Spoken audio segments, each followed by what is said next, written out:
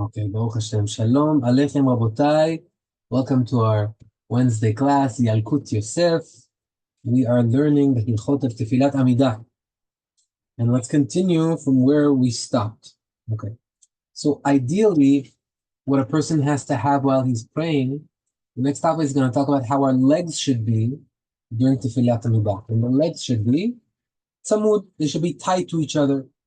So what's the source from this? Where do we get this? So Rashi explains that our legs need to be like angels. Angels, they have one leg. It says v'raglehem regel yeshara. An angel, when I don't know how we can imagine a physical angel, these are spiritual things, but whatever they are, it says about them that their leg is straight, which means it's united, it's like one leg. From that, we learn that our legs should be tied together in the time that we pray. And they say it shouldn't just be tied together on the heel. If these are our feet, we have to be like this. Some people, it's hard for them to close their feet. They do like that. It says, Yalkut Yosef points out, it's much better if you can have that both of your feet are tight all the way through. If not, or if it's a zaken, or if it's a choleh, someone that is old or someone that is sick, then for him, obviously he's exempt, but we should try to get there. Right. Now regarding, I call it the moonwalk, the 3 steps that we do backwards. We have 3 steps backwards before we start the Amidah and after. So what's the idea with that? So the Yalkut Yosef brings that the idea is that we are preparing ourselves for the Tefillah. The Pasuk says, Hikon likrat Elokecha Yisrael. Prepare for your God. How do you prepare for your God? Well, we learned one time that in the Gemara, the Tzaddikim, how they prepare, they would come to the Bet Knesset an hour before and stay in after 1 hour later. And they had a certain preparation. Don't just jump into the tefillah, right? So that's one aspect of preparing.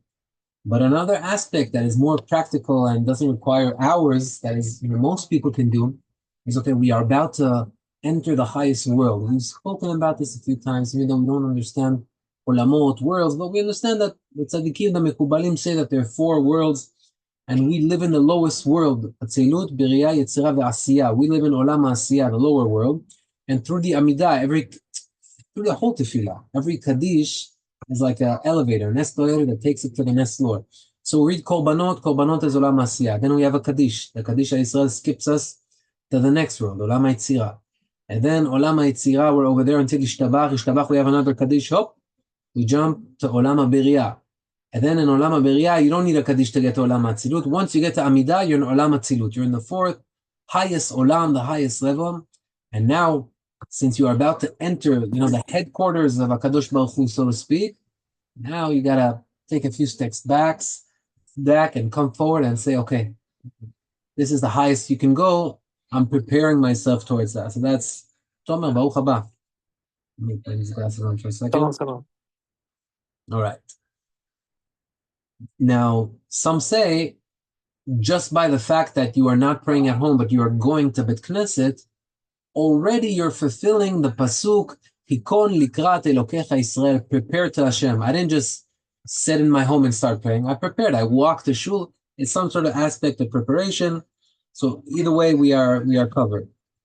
But the Ben Ish Chai would say, even though we went to shul and we did a preparation, says no, but those 3 steps that we do back and forth, according to Kabbalah, there are requirements, and therefore do them anyway. The bottom line. Sorry, Ziv, I don't understand how is the 3-step back is the preparation. Like why not 1 step back or 5-step back? I hear you. What's the idea behind the 3 steps specifically is a separate question, but let's focus on what we do agree. We do agree that there's some sort of aspect of preparation. I heard once one of the Gedolim of Israel, when he would come to his house, right before he would knock on the door for his wife to open, this is at the age of 85. Now I'm talking about a young rabbi. He would first take a deep breath, look that he's organized, that he's clean, then he would knock on the door. Hey, what are you doing? It's your wife for so many years. Mm-hmm. No, you have to get ready for her. Look better for her. So this is a way of saying, okay, I'm about to enter somewhere great, somewhere important. Let me take a few steps back and then take a few steps forward as well. Okay. There's an element of 3 that we see it. We see that 3 has some sort of importance. I've seen it with the Gemara that talks about the zifut that Nebuchadnezzar, the king of Babel, the evil king that destroyed the Beit HaMikdash, what zchut that he had that generations from him came out, Vashti became a queen afterwards, and the kingdom stayed amongst him. Like, in what zchut was that? And one of the explanations is that at a certain point, he used to be the writer of the letters of the king that lived before him. And one time a letter came out when he wasn't there, and the letter wasn't respectful enough to Hashem. It started by saying to this and that, and ended with the honor of God. And then when he saw the letter, he said, "This letter went out right now. You don't put the honor of God in the beginning. You put in the end. You put it in the beginning." And then it says that he ran 3 steps to stop the messenger. He said, "Oh, because of those 3 steps, he has the zchut that 3 generations from him will stand the queen called Vashti, etc." So we see 3 has some sort of element, but I hear your question. Why specifically 3? Either way, that's according to the Kabbalah, to the Ben Ish Chai, that's a requirement. So Kabbalah, we don't know, but a lot of the times we follow halacha, and even though the pshat, we're not so fulfilled, but because we understand that there's another element of Kabbalah, then we say, you know what, we're going to do it like the Ari Kadosh or like the Ben Ish Chai, even though we don't understand. I see it as an element to keep you, to make sure you maintain your focus on the prayer. The physical aspect of the prayer, it becomes a physical move. Like even when you do Tachanun Yehid, you feel it. So now you remember there's something is going on. Or the steps back, you say something is different. You're in front of the Almighty, so you got to be in attention. So I think that physical aspect, it helps the spiritual aspect. Absolutely. What Steve is saying, you hear what he's saying, is that any physical thing that you do, why are we shaking a lulav? What does Hashem need physical aspects if it's all spiritual? But there's a connection between the spiritual and the physical. The Hasidim say that's our job in this world. We have to take the materialistic and elevate it to the spiritual. So by taking an apple and saying a baracha and eating it, I took something material, I said a baracha. So there's a connection between the physical and the spiritual, obviously. I think Johnny was also pointing out why specifically 3. So for that, Johnny says, it became his custom to give me homework. I still haven't finished my homework from last time. He's giving me new homework. You remember your question from last time? I love it. I'm still thinking who can give me an answer to this. You asked about a minyan, if someone is sick and the Bet Knesset is going to complete a minyan because it's a chesed. But what about being a bad neighbor to the Bet Knesset? What if chas v'chalila there's not a minyan in the Bet Knesset? I'm still trying to find an answer for you, I'll be honest. So now you added more homework. Baruch Hashem, I accept. Bezrat Hashem. Okay. Another thing that the Yalkut Yosef says is your head should be aimed down. There's a guy praying Amidah like this. Who are you? A head up is a gava. I have to focus within. Even though Hashem, we always see him as above us, that's a way of seeing us as lower. But really, when a person prays, it should come from the heart. So he says, head down, and your heart should be aiming to Hashemayim, but your head is down. And some postim say you have to have right hand above the left hand and look down. I think the Rambam talks like that. Either way, the focus is within, and the heart is aiming to Shemayim. Oh, hello, Sai. 4-year-old wanted to join the shiur. Okay. Now, when someone is praying, this happens to us. We're in a rush. We're holding a bag. We're holding our wallet. We're even holding a talit bag or a tefillin, and we want to start praying Amidah. Is it okay that while I'm praying, I have some item in my hand? Well, obviously, a siddur is okay because it's there to serve me to pray. But what about something else? So the Yalkut Yosef says, if it's an item of kedusha, the siddur for the tefillah, or even another item of kedusha, like a tefillin, tefillin and sifrei kodesh, even though they have kedusha, but when he's holding them, he has a concern about them. He's not just holding the tefillin bag and he's loose about it, and if it falls down, it's not a piece of paper. It has importance to him. So his focus is on it. Since his focus is on it, it's a problem. But b'diavad, but if he already did it and he finished Amidah, no one's going to come and tell him, pray Amidah again because you were holding your tefillin bag while you were praying. But as we said earlier, if it's for the purpose of tefillah, then there's no doubt and it is allowed. What are we not supposed to hold? And this you see especially with people that have a lot of children and the baby's crying in the middle of Amidah and he lifts him and he's trying to relax him. That's a problem. You're not supposed to hold a baby during the Amidah, because obviously your focus is on the child and you're not going to be able to concentrate. Now, you can say, well, but my child is crying. So Yalkut Yosef would say, don't bring a child to Bet Knesset if he's at a point where you cannot control him unless you're holding him in your hand. If he's in that point, then he may be a problem not just for you, but for the other people. A lot of people, one time I was in Rabbi Shuba, I remember, I don't know if it was Yom Kippur or Rosh Hashanah, and he said something very nice so that people won't talk in the tefillah. He didn't say don't talk, it's not good. No, he said, gentlemen, there are people in the Bet Knesset that for them, this is an opportunity to remove a lot of decrees. They're praying from the bottom of their heart because they have issues in their life and they want to really be there. So please, let's not bother them with our talking. Let's let them, as if the focus is not on my tefillah, but there are people here that, you have to be, Simon, Baruch haba. You have to be aware of the people that are around you. So if you bring a child that bothers the minyan, then it may be a problem. I'm not saying this is a consensus. There are different shitot. Some say if the child is not brought as a baby, how is he going to get used to the Bet Knesset? In fact, the Gemara gives praise to Rabbi Yoshua ben Hanania, and in Pirkei Avot, we learned Pirkei Avot. Anybody remember the praise that Rabbi Yoshua ben Hanania got? There was a rabbi called Rabban Yochanan ben Zakkai, and he had 5 students, and each student got a compliment. One of them was Rabbi Yoshua ben Hanania. The compliment that he got wasn't a compliment for him. The compliment that he got from his rabbi was, Ashrei Yoladeto. How great is the mother that gave birth to him? Everybody wonders, you're giving praise to him. One had good memory, one had good midot. How great is his mother? Now the explanation is because when he was a baby, his mother would bring him to Bet Knesset to hear the shiur of the Rab, even though he didn't even understand. No, you think he doesn't understand, but his neshama understood. So I can't say who's right and who's wrong. The Yalkut Yosef's approach is if the baby is going to be there and he's going to hurt other people's tefillah or yours, then it's a sign that he doesn't need to be there. But if he comes and some kids you see, they could be very shuch at home, very shuch at home. Today I took my son to the barber. Very shuch at home, running. He sat in the barber's chair, half an hour, getting a haircut like this. I said, well, I don't know this boy. What happened to him? Sometimes they transform. When they come to the Bet Knesset, some sit quietly. But some, Baruch Hashem, the energy doesn't leave when they walk into Bet Knesset. And then maybe people are paying the price. So it's approach. Also, Rabbi Walba, there's a book called Zri'ah Ubinyan B'Chinuch, planting education in the children. And over there, it's brought up that it's better to bring them at a later stage. But everybody has to understand what child he has and if he's going to bother others or not. So holding a baby while you're praying is a problem. Okay. Who else joined us now? Uncle Mike and Yona. All right. Now, let's ask a question. It's not that I'm holding anything. My son is, or whatever, somebody is on the side, and he passed by and he left. And when he passed by, he dropped a book, a Tanakh or a Siddur, and now there's a Siddur on the floor.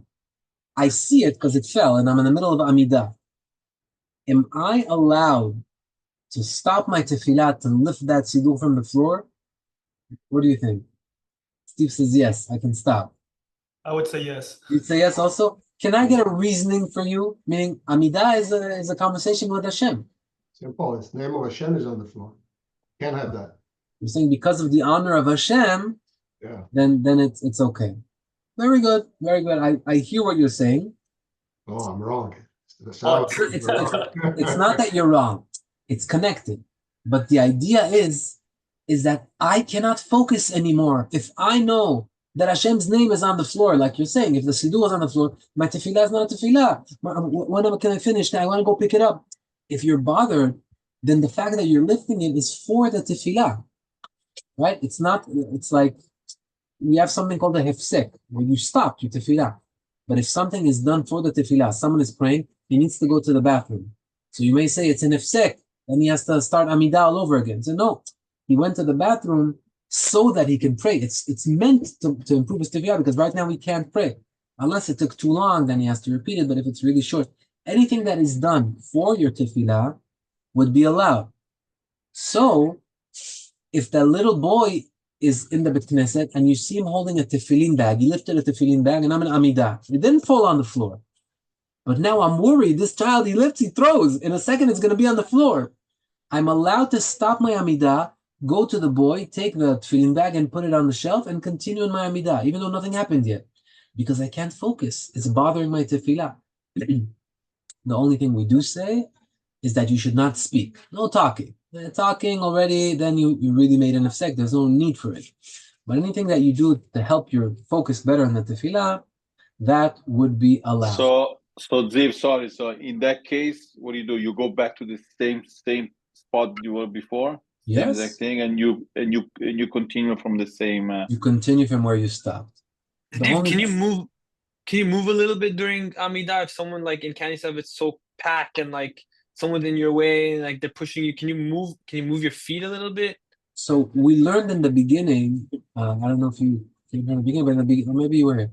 But we spoke about the requirement that your feet need to be like the angel, like a malach, tied to each other. And then it says that if you're zaken or cholev, someone is old or sick, and he can't, it's hard for him to do that. Then we're not going to make him, repeat the tefillah. It's fine. So when the Beit Knesset is packed, then try to not move your feet. It happens to me too. Sometimes I come to a Beit Knesset. Soon we're going to learn in a few weeks or so. We're going to reach the halachot of what happens when someone is praying Amidah. It's not so simple that now that people that came late now are going into the Beit Knesset, because the halacha says that you're not allowed to walk within the 4 amot, the 2 meters, the 6-7 feet of a person that is praying Amidah. Some say, okay, behind him it's okay, just in front of him is forbidden. So it's not so simple that I move a little bit and he moves. You have to imagine it's as if you're having a conversation with a king. So at least try not to move your feet. If you can move your upper body forward and your feet are still tight, okay. Having said that, it shows, and it's not your fault, it shows that the guy that's passing by is not keeping and is not having in mind the halacha that you're not supposed to bother someone during Amidah, either because he needs focus, or some say because, according to the Kabbalah, it's because the Shekhinah is there. There's a divine presence. Don't pass around him. Let him be with it. But whatever it is, these are complicated halachot. But the bottom line, the goal would be to keep our feet together. If the body moves like this or like that, even Yalkut Yosef talks about it. Someone is allowed to do like this in the tefillah. Why? I'm moving. No, if it helps me focus. So obviously, if you're going to move forward and let him pass by, it helps you focus. But don't move the feet. When can you move the feet? If you have no choice, just like we saw with the little boy. If the guy is trying to pass by and it's bothering me, I can't pray because I see he wants to pass by. I can't focus. It's a little bit like the boy holding the tefillin or the siddur on the floor. I can't focus. Okay, move, let him pass, go back. No one's going to tell you have to start over. You should try to avoid it. And again, if it bothers our focus, that's the criteria. That's what you think about. Am I able to focus right now or not? If you can't focus, then you can. Sorry, Ziv, last question. This is the best part. If you stop, how much time do you have to don't restart them at the beginning? The halacha says, Kedei sheyesayem et kula. Translation, the time that it takes you to pray Amidah. The average time is 4 minutes, 5 minutes, 6 minutes, depends who you ask. So if you left for 2 minutes, no problem. If you left for 10, then obviously you do. But it has to do with your time. Leave another random question. Sorry. Having a kid and you hold the kid and you kiss him in Beit Knesset, is that a sur? I remember someone saying that you're not allowed to kiss a child in shul. Yeah, it's brought in the halacha that the kiss of chiba, the kiss of love and affection, shouldn't be in shul because it, as if it's saying like, you're in a place where your affection now is to Hashem. What are you focusing on other things? But the kiss of honor is allowed. So when a father or a grandfather goes up to the Torah, the Masharis have a custom, they kiss his hand. That's not a problem because no one is kissing because of affection. Kisses because of honor. But kisses of affection, holding your son, hugging him, kissing him, it's not the ideal thing. What would be a loophole?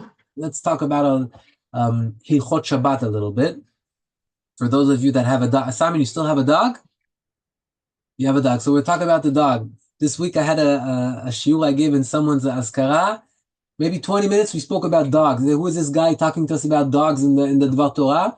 But dogs have a place in our religions. For another time, maybe we give you the dog speech.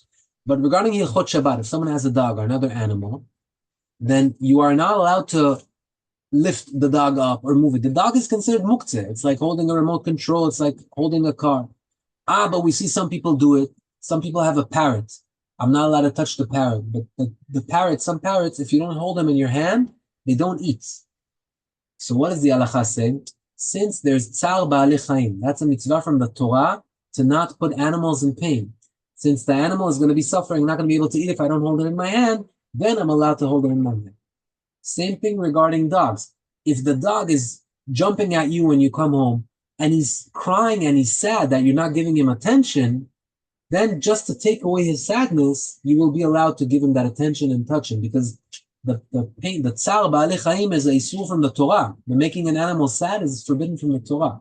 But not touching muktzeh is from Chachamim. So that overrides it. But if the dog is chilling and I come and I play with it, there's no, I don't know what happens in your home something. I'm just saying I see people with dogs. So there are loopholes. There's reasons sometimes when you are allowed, when you're not allowed. But the dog is muktzeh. When do we allow it? When there's tsar ba'alei chaim.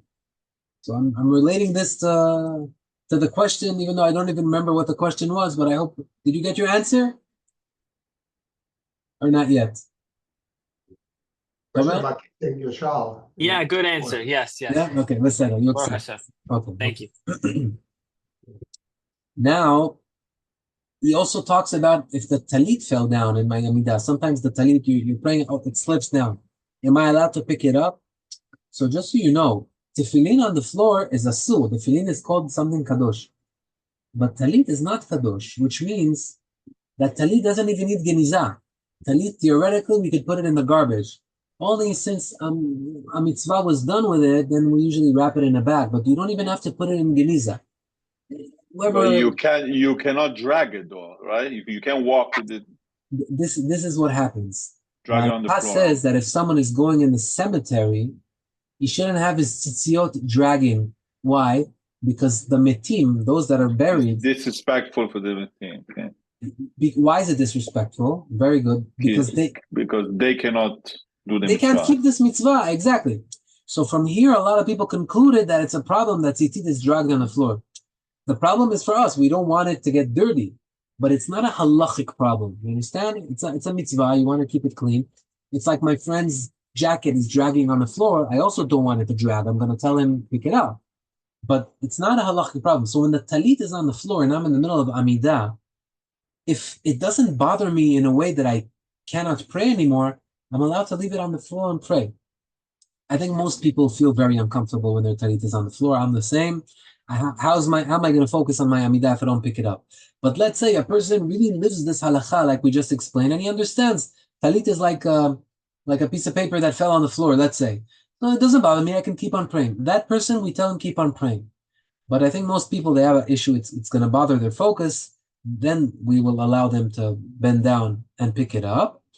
But he says, when should you do it? Don't do it in the middle of a beracha. At least finish where you are. Magen Avraham, Mechai Metim, Chonen Adat. Finish the bracha, and before you start the next bracha, that would be a better time to pick it up. So Zip, sorry again. So the way you say it, so basically anything that happens that takes your concentration away, you should stop, and you should do a fix anything. That I'm not saying you should stop. I'm saying then you are allowed to stop. You are allowed to stop. You're allowed to stop. Yeah. All right. Now, next topic, leaning.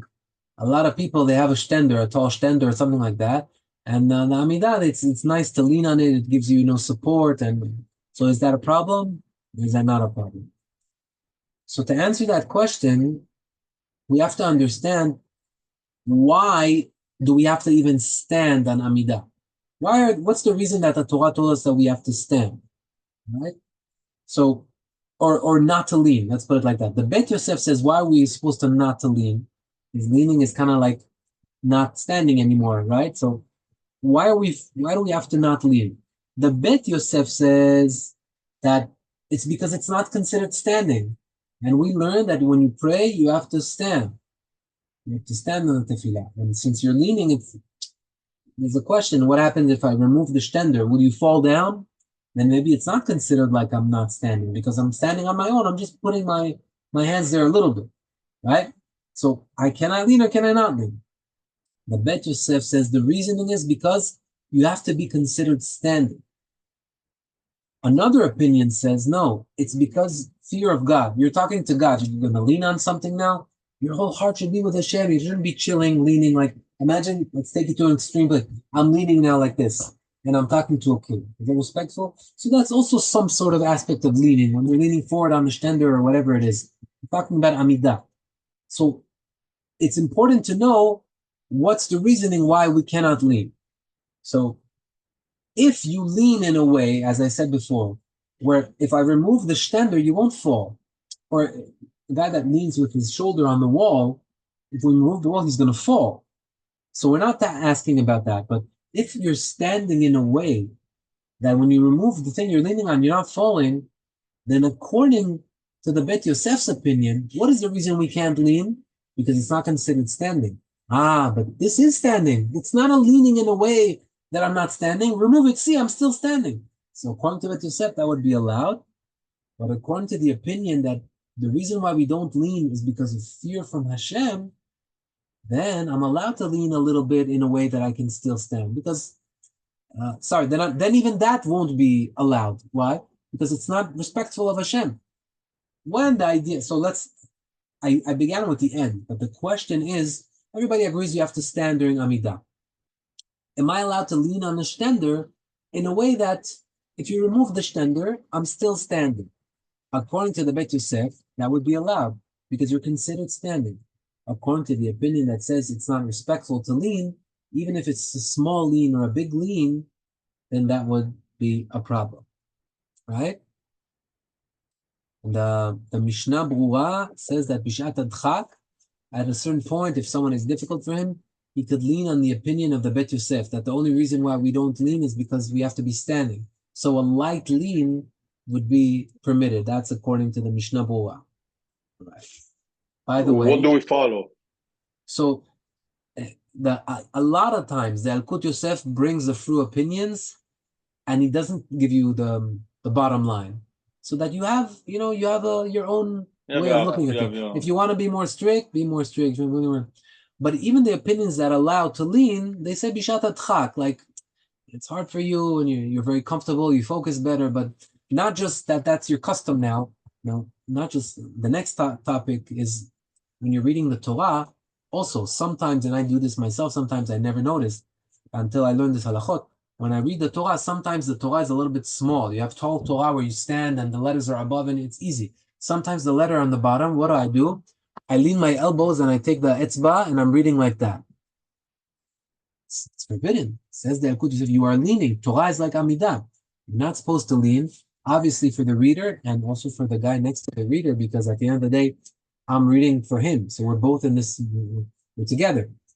So when you have that bima, try not to lean on it. You're putting your hand, you're touching it, that's not forbidden. But the leaning on it, even if it's a light lean, unless it's hard for you to stand, someone is old, someone is difficult for him.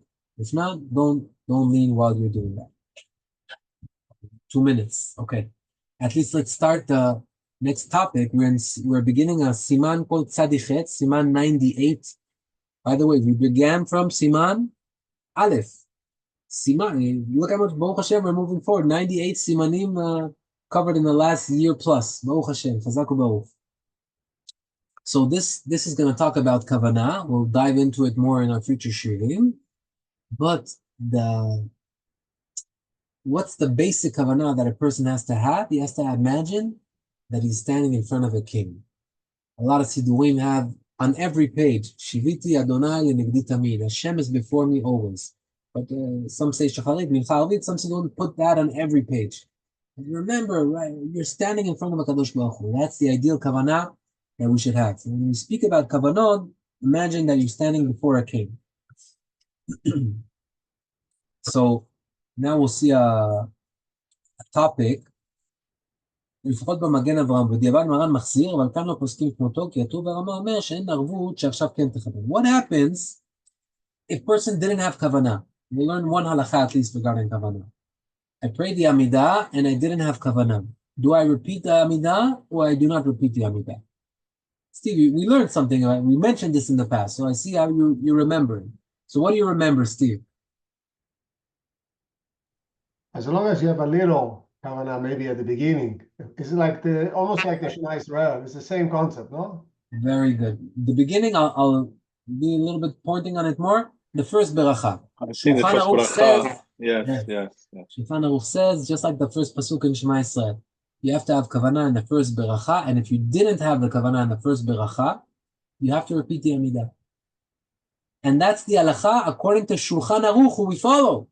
What does the Rama, the Ashkenazim, say? No. We're not going to require you to repeat yourself. Why? You know what the reasoning is? It's not Torah. It's from rabbinical. You don't repeat if in doubt. It's the same concept. Oh no, I'm just kidding. But why? But why does Rama says, I know you need to repeat, but I say don't repeat. He says, you know why don't repeat? Our kavanah is so low these days. Who guarantees you that when you're going to repeat now, you're going to have kavanah? There's no guarantee. So you're going to pray again. You're going to say so many brachot stam. Better you stop where you are and have better. And this also an idea is good, because if a person always knows that there's a backup plan, there's a plan B, he's okay. Now you know there's no repetition. This is it. You're going to try to focus a little more.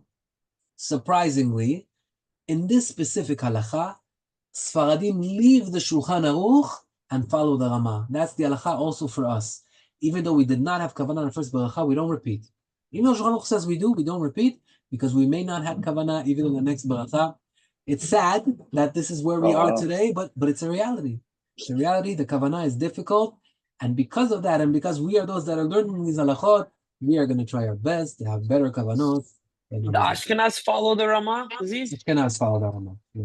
Is that the only halacha we follow, that the Rama?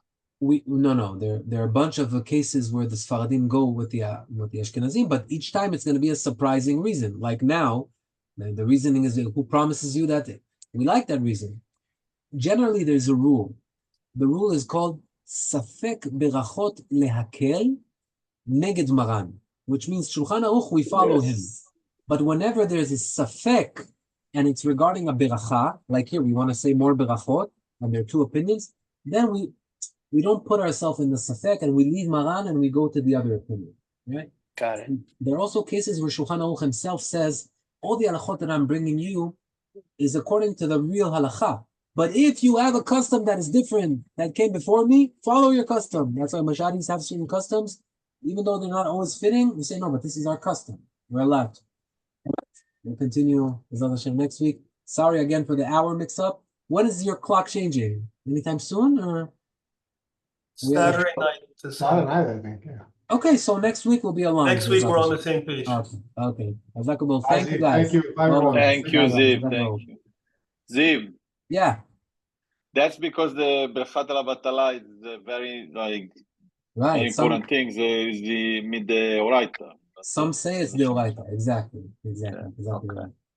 תודה רבה. Thank you so much. שבוע טוב. כל טוב.